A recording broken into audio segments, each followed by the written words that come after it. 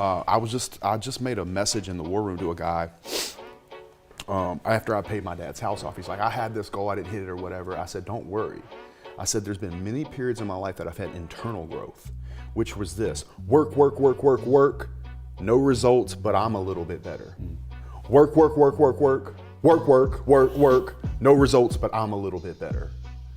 Work, work, work, work, work, no results, I'm a little bit better. Work, boom. Just got paid. I just got paid, and it looks like overnight success. Yeah. It's like, oh shit, it happened in a year. No, bro, it doesn't.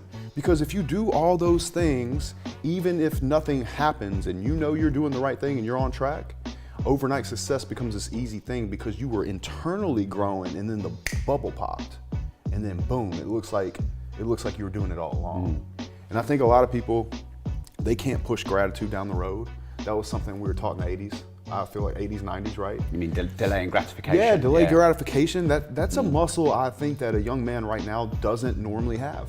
Because it's too easy to get too many things straight away. Yeah, and it's also a dangerous thing. So you look at like some of these crypto guys or some of these guys that figure out online business, smart, intelligent guys, but they're getting rich like 22, 23, and I'm not mad at them. No. I'll tell you right now, if I had the opportunity that these young men had, like in the real world, and they can go learn from a millionaire directly exactly how to do something and make money right there, and they got 15, 20 other guys in the chat room right now saying, I had that same problem yesterday, I did this and I made a sale. Bro, I'd have been all over that, believe me. What's scary about that is that kid ends up getting a Lambo and he skips the gym. He skips the sparring, or he skips, spending the time like working on himself internally. So in addition to money, you have to work on all those areas of your life, because you can fill up the money bucket. You can be a rich dude, but you're a slob, right?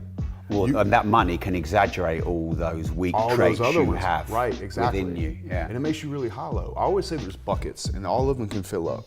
So you could be super in shape, body, like just ready to go on stage all the time, but be broke, or not have worked on yourself intellectually, not understand the world, not work on your fashion or your sense of how to deal with a person, shake a hand, look somebody in the eye. They're things that really matter. Because a high level man, a guy like you, a guy like Sartorial, a guy like Andrew, Tristan, they're gonna know if you're not making proper eye contact, shaking hands the right way. They're gonna see that brittleness inside of here, because they've been through it.